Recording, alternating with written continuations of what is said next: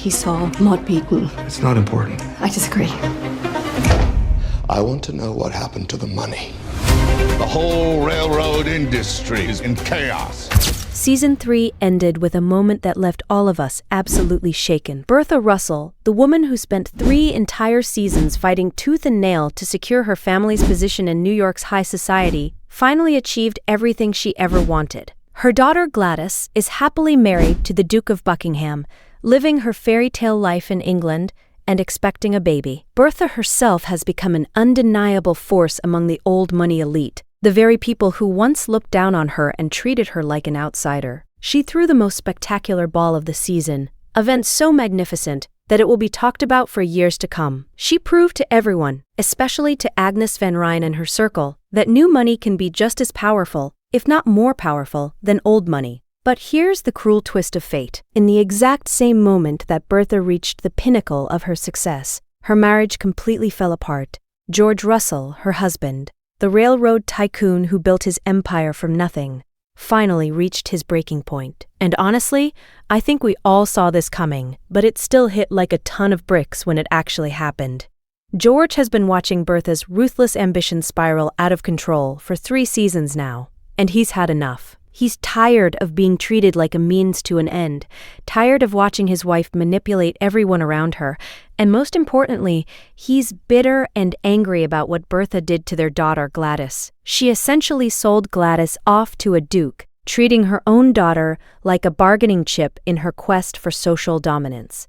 And George, who genuinely loves his children and wants them to be happy, cannot forgive Bertha for that. In the final moments of Season 3, George looked at Bertha with such cold, distant eyes, and basically told her that he might not love her anymore. She became the biggest winner and the biggest loser of Season 3 all at the same time.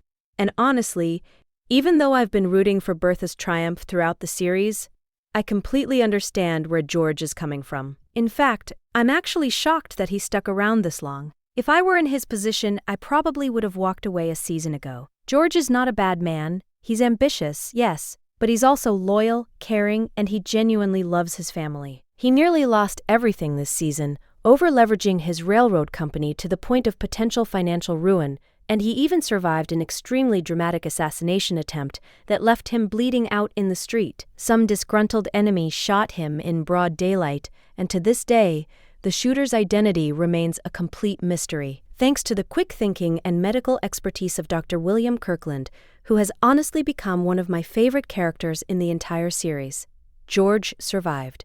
Even Marion Brooke got her hands bloody helping to save his life, showing a side of her character that we hadn't seen before. But here's the heartbreaking part. Even this close brush with death, even lying there bleeding and facing his own mortality, couldn't heal the massive rift that has formed between George and Bertha. If anything, it made George realize that life is too short to spend it with someone who doesn't truly value him as a person, only as a tool for social climbing. And now, as we head into Season 4, Bertha is going to face the fight of her life.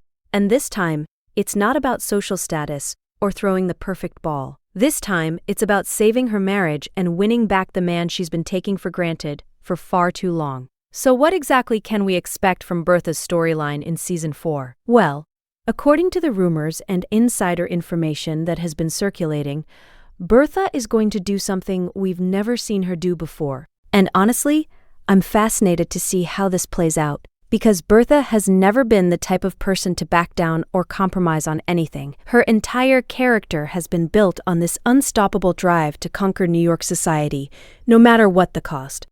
So watching her actually try to be vulnerable and put someone else's needs first is going to be completely new territory for her character.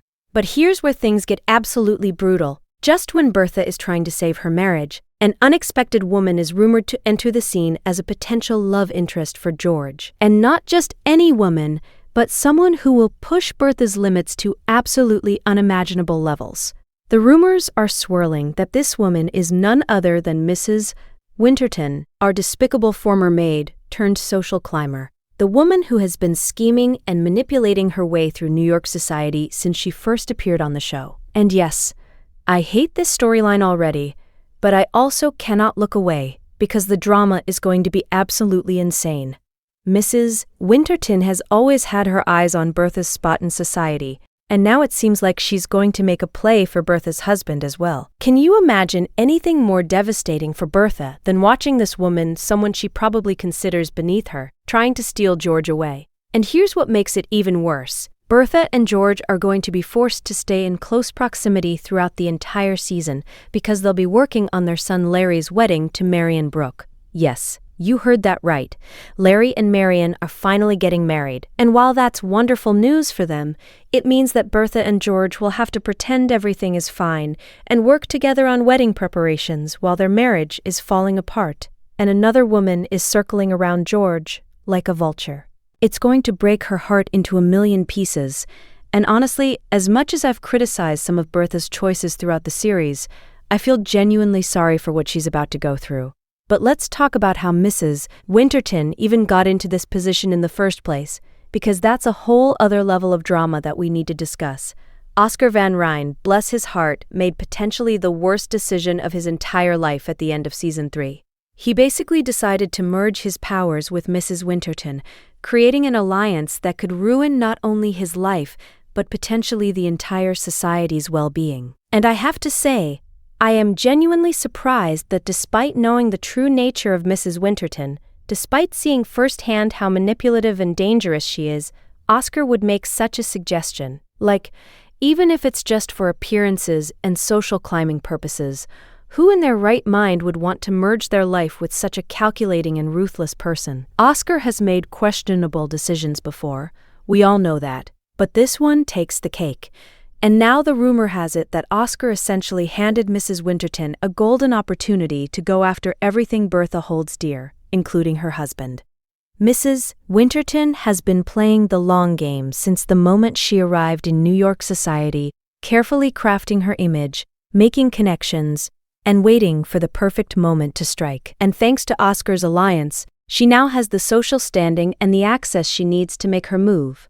I genuinely think Oscar just gave her the keys to the kingdom without realizing what he's done, and the consequences are going to be catastrophic. Now, I have to add that I'm putting all my trust in Agnes Van Ryn to show Mrs. Winterton who the real boss is in this situation. Agnes has been the queen of New York society for decades, and she's not about to let some former maid turned social climber destroy everything she's worked to maintain. Winterton, who is literally built on lies and manipulation.